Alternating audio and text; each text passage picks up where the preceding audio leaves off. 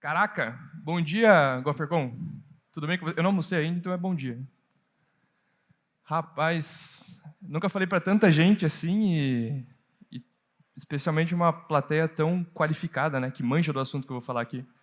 Super responsabilidade. Obrigado a todo mundo que veio assistir a minha talk, de verdade. Esse tema ele é bastante caro para mim, então é legal saber que tem interesse em cima dele. E eu acho que é um tema que também é meio negligenciado na nossa comunidade, para ser bem honesto.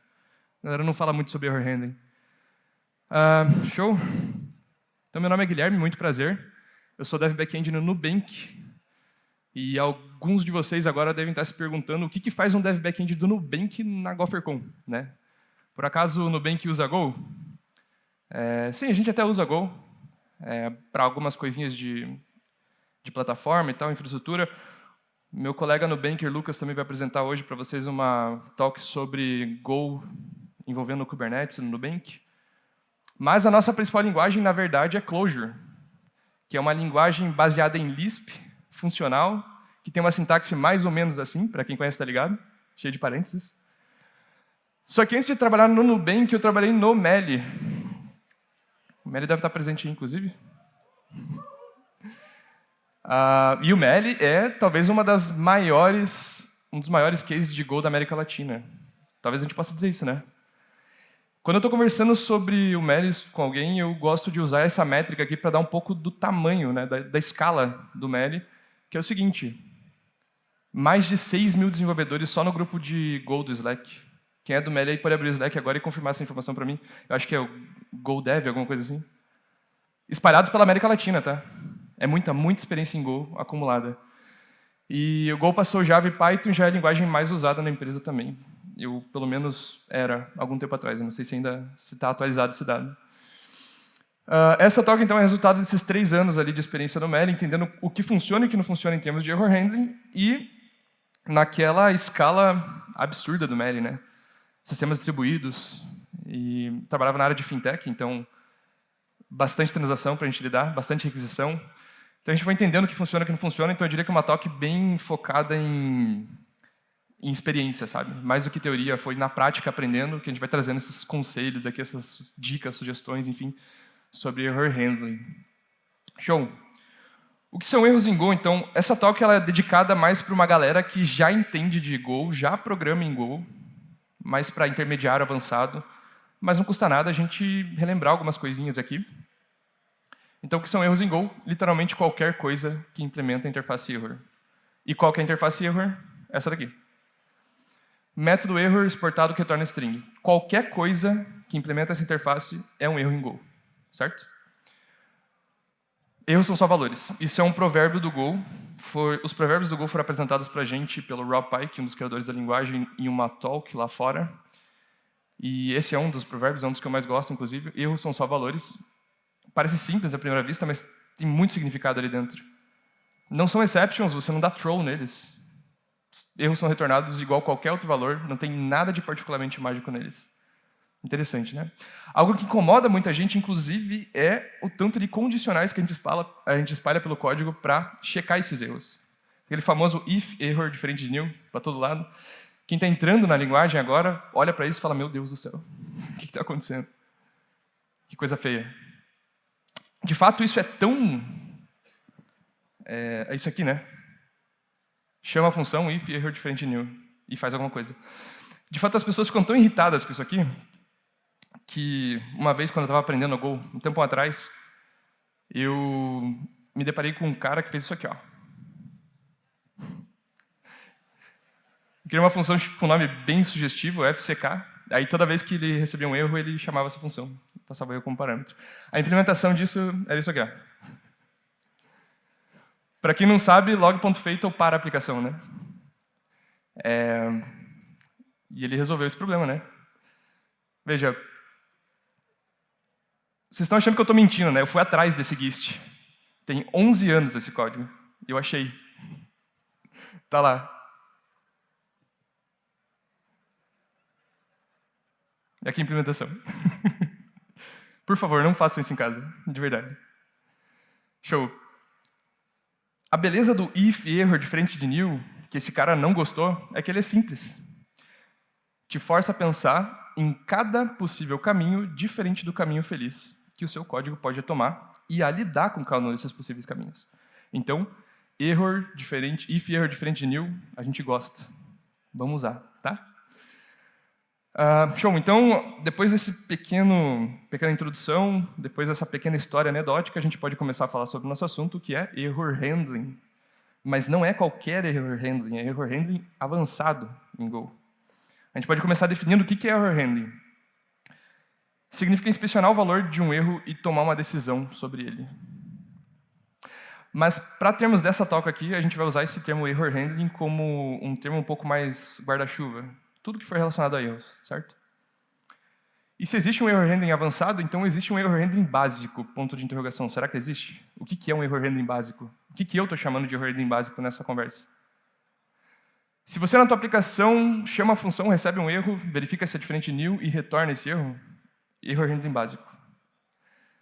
Se por acaso faz uma coisinha um pouquinho mais avançada aqui, customiza essa mensagem de erro. Eu coloquei numa variável, mas podia ser variações disso, né? E retorna error handling básico. Aqui você está deitando já em Go, né? fmt error f, e adiciona an error occurred, né? Adicionou contexto à mensagem, e aí propagou esse erro para quem te chamou, com %v ou com %w. Inclusive, a gente vai ver a diferença dos dois lá na frente. Error handling básico, certo? Show. Alguns problemas que talvez você possa estar enfrentando se você lida com erros na tua codebase dessa maneira um pouco mais simplista, um pouco mais básica. Difícil de identificar onde que o erro aconteceu. Falta um stack trace.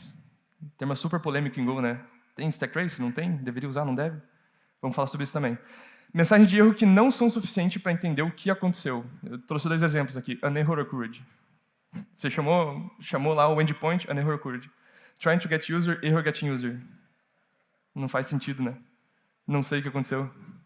E é difícil de tomar decisões com base nesses erros. Devo retentar essa requisição, sim ou não? Não sei. Não sei que erro que é esse. Por onde que passou a execução? Sei lá. Qual use case que foi, né? Sei lá. Show. E então esses são alguns dos erros, alguns dos problemas que você pode estar enfrentando, tá? Tem vários outros. E é por causa disso que a gente vai conversar então sobre error handling avançado aqui. E antes da gente falar sobre error handling avançado, eu queria dar nome para as coisas. Eu queria separar os erros do Go em categorias. Porque quando você sabe o nome de alguma coisa, fica muito mais fácil você conversar sobre essa coisa, certo? Então, vamos dar nome para as coisas. Antes de tudo, um disclaimer. Nessa apresentação, eu vou falar bastante em consumer e producer. E quando eu falar esses termos, o que eu estou me referindo é isso aqui, tá? São 2 pacotes, pacote bar e pacote foo. O foo está importando o bar. Então, o bar é o producer e o foo é o consumer. Na literatura, vocês encontram esse mesmo tipo de termo, variações disso, né? Kali, em inglês, chamador, chamado, enfim. Eu costumo usar consumer e producer. Mas então, vamos voltar para as categorias de erro, erros opacos, erro sentinela e erros estruturados. Quem já ouviu falar nessas nomenclaturas aqui? Só para entender. Caraca, pouca gente, hein? As 3 principais categorias de erro no Go, então. Vamos falar sobre os erros opacos primeiro. Esses são os erros opacos. Não são atribuídos a nenhuma variável. Não tem um tipo específico e não expõe diretamente a implementação interna da causa do erro para o chamador. Então tem um exemplinho ali, errors.new. Tem outras variações de erro opaco, tá? Erro sentinela. É tipo um erro opaco, só que ele foi atribuído a uma variável. Referência aos valores sentinela, esse nome sentinela, né? Lembra a aula do C? Quando você chamava uma função, retornava 0 quando era sucesso, -1 quando era erro. São os valores sentinela, a gente traz esse termo aqui para o Go, ele ganha um significado um pouco mais moderno.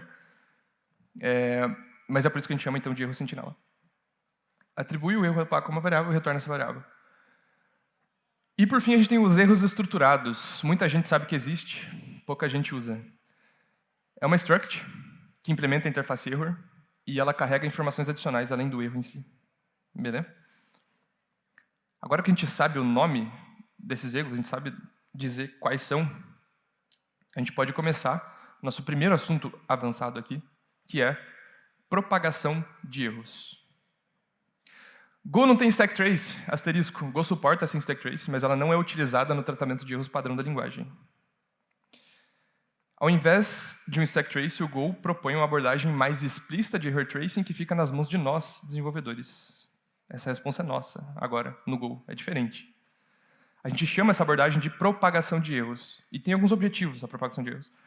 Indicar qual que é o erro exato que aconteceu, por onde que a execução passou, onde o erro aconteceu, prover informação suficiente para entender a causa raiz do erro.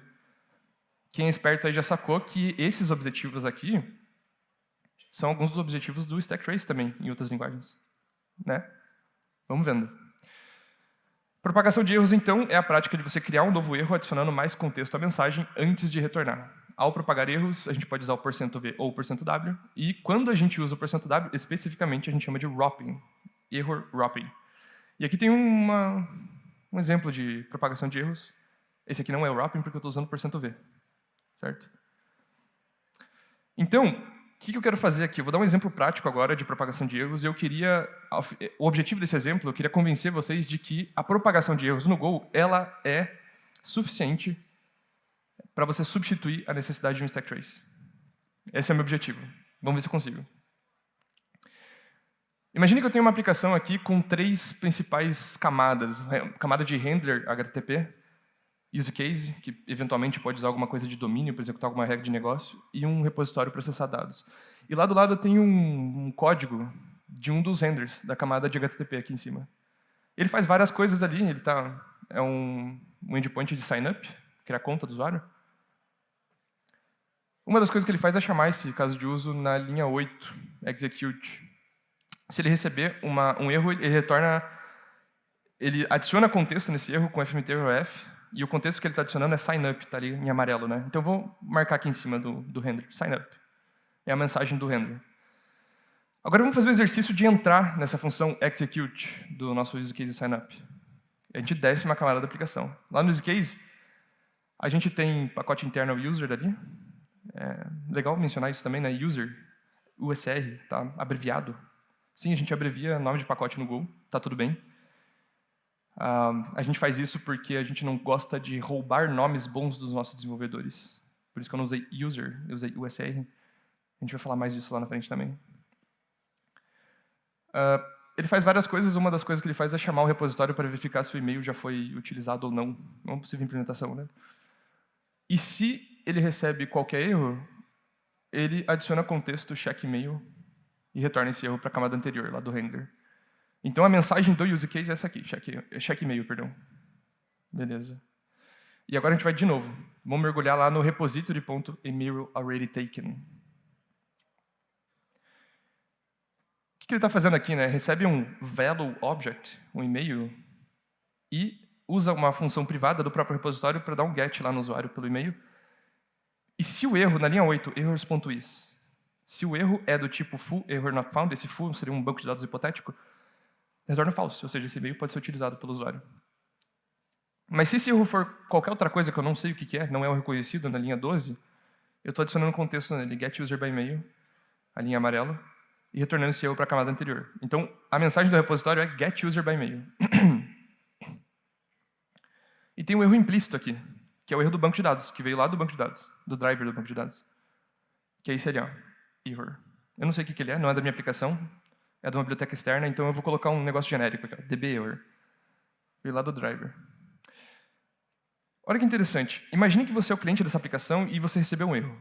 O que você vai receber lá na tua tela? Lá no Postman, lá no seu URL do terminal? Vai receber isso aqui, ó. Sign up, 2 pontos. Check email, 2 pontos. Get user by email, 2 pontos. E o erro do banco de dados. Eu deixei até colorido ali para vocês verem que cada parte desse erro, cada parte dessa mensagem de erro veio de uma das camadas da aplicação. Interessante, né?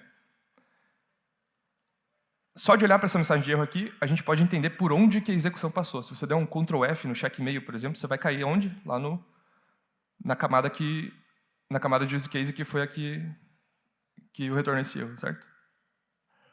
Temos contexto suficiente para entender que a aplicação estava tentando fazer no momento em que o erro aconteceu.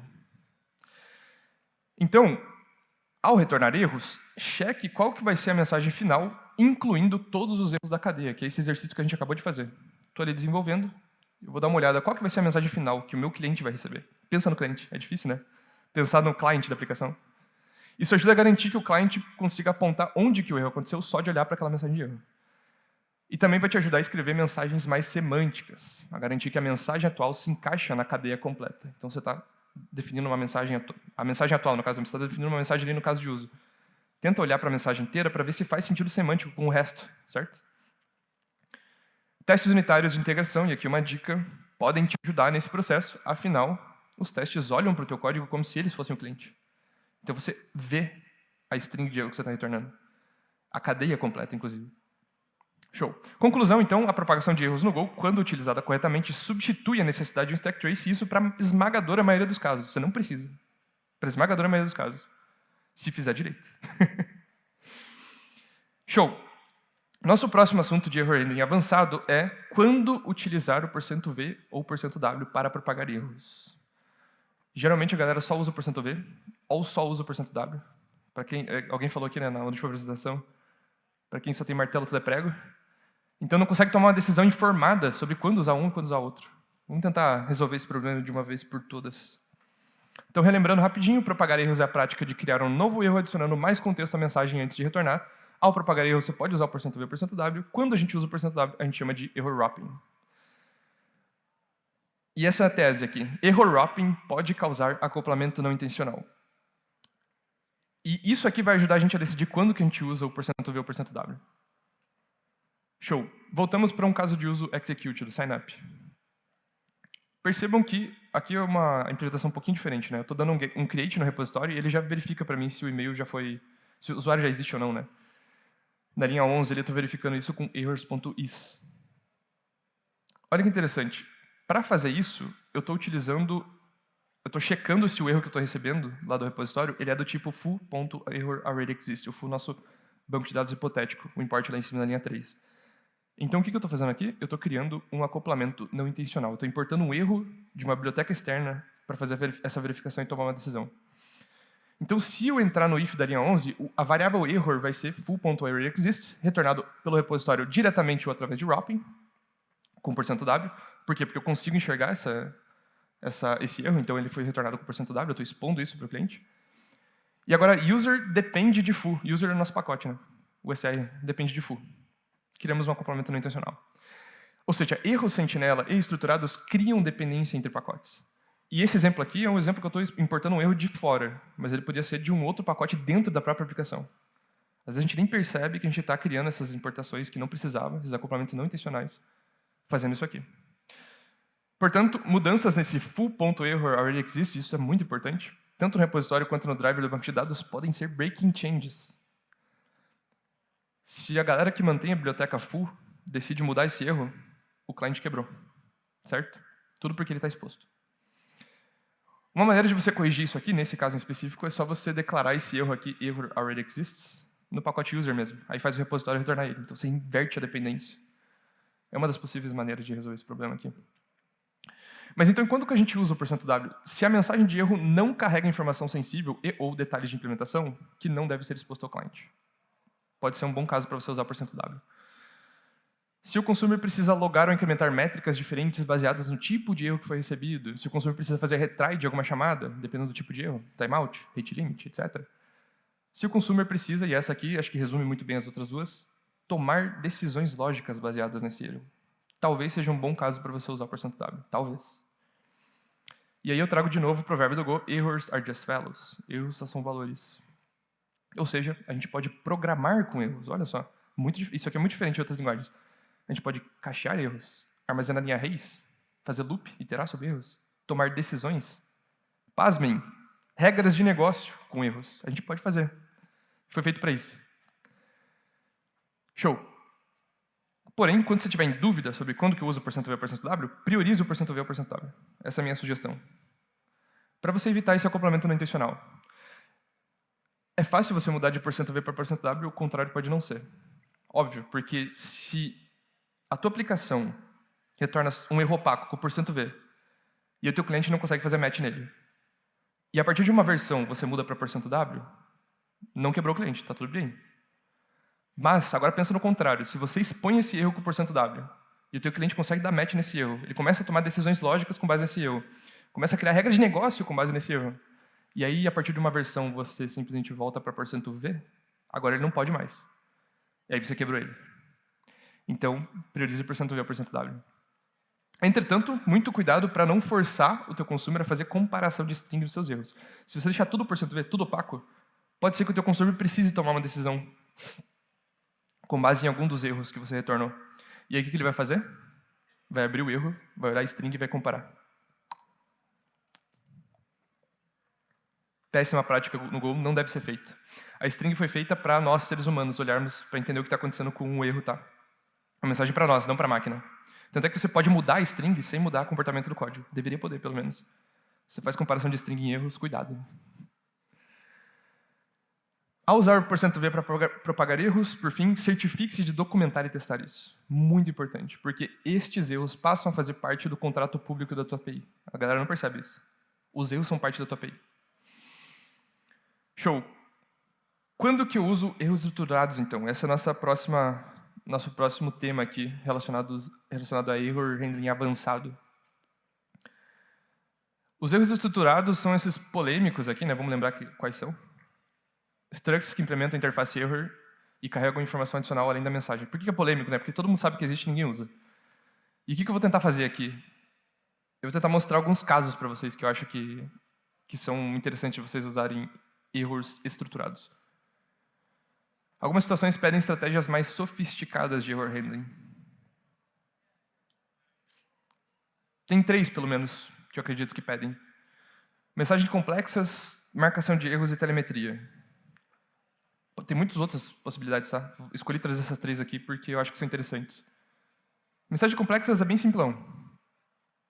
A gente atribui a responsabilidade de formatar a mensagem de erro para um erro estruturado. Quando você tem uma mensagem meio complexa, assim, cheia de coisa, dinâmica e tal, aí você evita repetir essa lógica aqui em vários lugares. Bem bacana. Uma aplicação prática do princípio DRY, don't repeat yourself. Se você vai mudar em algum lugar esse erro, você só muda aqui, né? Todo mundo recebe a mudança. Marcação de erros, essa é bem interessante. Imagina que eu estou num caso de uso agora, view profile. Quero ver o perfil do usuário. Recebe o ID do usuário, dá um get no repositório. Na linha 4, ali, se for um erro not found, eu tomo uma decisão. Se for um erro que eu não conheço, eu não sei o que é, eu escolho marcar esse erro com o erro estruturado temp error, como se fosse um wrapper em cima, ali em amarelo. Por que temp error, né? Porque se eu não conheço esse erro, provavelmente ele é o quê? Um timeout, um rate limit, uma instabilidade temporária, alguma coisa assim. E por que isso é útil para mim, né? Imaginem que agora a gente vai lá para o handler que chama esse caso de uso, HTTP.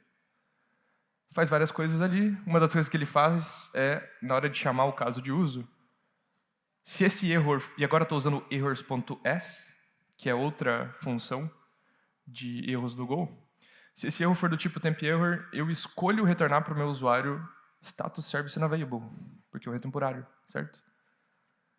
E ali, olha que interessante, eu tenho um error handling bem basiquinho aqui, né? Dependendo da natureza do erro, eu tomo decisões distintas do que eu mostro para o meu usuário. Se for um erro not found, lembra lá? Not found, eu estou retornando com %W. Então, eu, como handler, consigo enxergar esse erro. Se eu consigo enxergar esse erro, eu posso usar error.is. E aí, eu retorno um not found, status not found, 404. Qualquer outro erro, eu retorno internal server error, por exemplo. Né?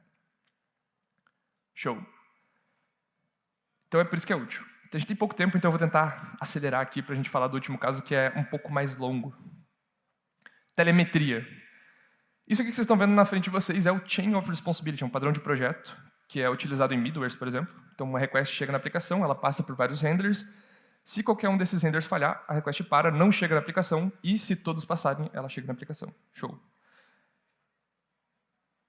A gente não precisa usar Chain of Responsibility só no middleware, a gente pode usar dentro da nossa aplicação para implementar regras de negócio, se a gente quiser. E aí eu trouxe um exemplo aqui para vocês, Transaction Processor. Eu vim de fintech, então vou tomar a liberdade de usar esse exemplo aqui. É lógico que você processar uma transação envolve muito mais coisa, tanto do lado do adquirente quanto do lado do issuer. Envolve muito mais coisa do que só isso aqui, mas para o nosso exemplo vai funcionar. Tá? Imagina que a gente tem um Chain of Responsibility, tem um Validator, Data Enricher, então ele pega dados da empresa relacionados àquela transação, traz, enriquece esse modelo, passa num detector de fraude e depois, sei lá, calcula imposto. Enfim, tem vários passos, né, para você processar essa transação. E o caso de uso que chama esse cara teria mais ou menos essa cara aqui, né? Eu estou no pacote TRX, uma abreviação comum para transaction. O nome do caso de uso é process. Não preciso dizer process transaction, porque eu estou dentro do pacote TRX. Então seria redundante, né? Só process. TRX.process. Faz algumas coisas, dá um get na transação, depois, na linha 9, ele chama esse processador e passa a transaction para um parâmetro. O que o processador faz? Ele chama, na prática, o validator chama o data enricher, e um vai chamando o outro, até processar a transação. Se der algum erro, eu recebo esse erro ali na linha 9. Certo? Simplão. Beleza, agora imaginem comigo aqui que o time de engenharia decidiu que o caso de uso é responsável pelas métricas da aplicação, através de um domain probe. O que é um domain probe? Na linha 4, ali, ó, eu injetei um componente no caso de uso chamado telemetry, e ele tem uma API, tem vários métodos, para, dependendo do caso que está acontecendo ali no teu use case, você chama um método para incrementar um log, incrementar uma métrica, registrar um log, alguma coisa assim. É um padrão de projeto legal para usar.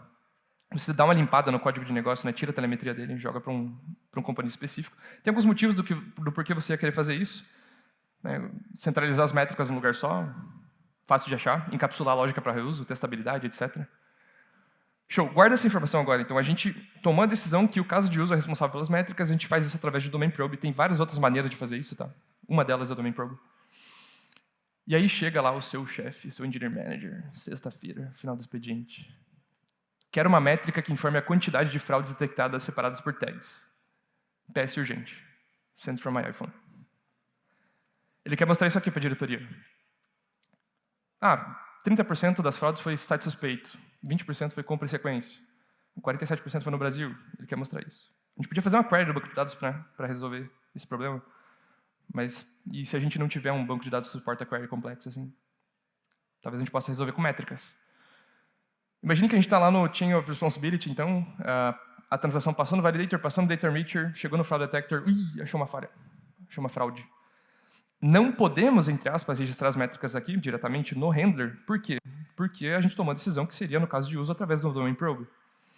Não podemos, entre aspas, porque se a gente estiver correndo, quiser entregar rápido, talvez a gente implemente aqui e quebre o nosso combinado do time. Mas aí a gente registra um débito técnico e volta para isso depois, certo? Então vamos imaginar aqui que a gente vai voltar para isso. Estamos lá no nosso caso de uso. Se uma transação não foi encontrada, eu chamo o nosso domain probe e ele vai incrementar as métricas e vai logar para mim, beleza? Então, naturalmente, se a gente quer fazer isso com fraude, a gente pode só colocar ali, né? Depois de processar. Telemetry.notice fraud detected e passa a transação e os dados da fraude. Uma entidade fraude. Qual que é o problema aqui? A gente não tem acesso à entidade fraude, né? Por isso que ela é vermelha. Ela está lá dentro do render, dentro do Chain of Responsibility. Né? A gente só tem acesso ao erro que aconteceu, que é uma string. A gente pode ganhar acesso a essa entidade fraude aqui usando um erro estruturado. Imagine que o handler lá que faz a detecção de fraude, ele retorna um erro estruturado quando ele recebe uma fraude, chamado fraud detected error, na linha 8. Aí eu aqui, no caso de uso, posso instanciar esse erro e usar a função errors.s para verificar se ele é do tipo fraud detected error. E se for, o errors.s tem uma função muito legal. Se esse erro for do tipo fraud detected error, foi retornado lá pelo nosso handler de detecção de fraude, ele vai preencher essa variável fraud error com os dados que vieram lá do meu handler. E aí eu ganho acesso à entidade fraude, que antes eu não tinha, não estava no meu escopo. Certo? E agora eu posso incrementar métricas relacionadas ao antifraude. Eu resolvi esse problema de maneira muito elegante, sem ferir os limites arquiteturais que foram definidos pelo meu time. Certo? Utilizando error handling, erros estruturados. A gente pode programar com erros em Go. Por que a gente não programa? Show. Concluindo aqui, a abordagem de tratamento de erros do Go ela é bastante única, vocês já puderam perceber. Quando a gente utiliza da maneira correta, é uma das features mais poderosas da linguagem, essa é a minha opinião. Assim como o próprio Golang, error handling em Go é easy to learn, hard to master. Começa lá no if error diferente de new, nossa, de boa. Feio, mas de boa. E quando você vê, você já está error is, error s, erro estruturado, erro sentinela. Hard to master. Por fim, dominar error handling é dominar design. E dominar design é sobre dominar trade-offs. Vocês viram o que eu falei, né? Beleza, você pode retornar com %W, mas cuidado com isso. Mas também, se você não tomar cuidado com isso, tem essa outra coisa aqui. Então, é sempre um trade-off. É difícil tomar essa decisão, né? É muita coisa que você tem que ficar pensando, colocando na balança, antes de escolher ir para um lado ou ir para o outro. Então, dominar error handling é sobre dominar design é sobre dominar trade-offs. Tem que pensar. É difícil programar em Go, porque tem que pensar. Gente, por fim, eu queria dizer para vocês que quem é esperto já percebeu que essa não é uma talk sobre error handling, é uma talk sobre design de software. E é uma talk sobre design de software em Go. Sobretudo como o Go vai influenciar na maneira como a gente desenha as nossas aplicações, né? É tudo sobre isso. Gente, muito obrigado. Essas são as minhas redes sociais. Eu vou ficar muito feliz em conversar com vocês pelo LinkedIn. Fiquem à vontade. E eu tenho um canal no YouTube onde eu posto aulas práticas sobre Golang, nessa pegada que vocês viram aqui hoje, sobre vários outros assuntos. Tem o QR Code aqui. Muito obrigado. Valeu, gente.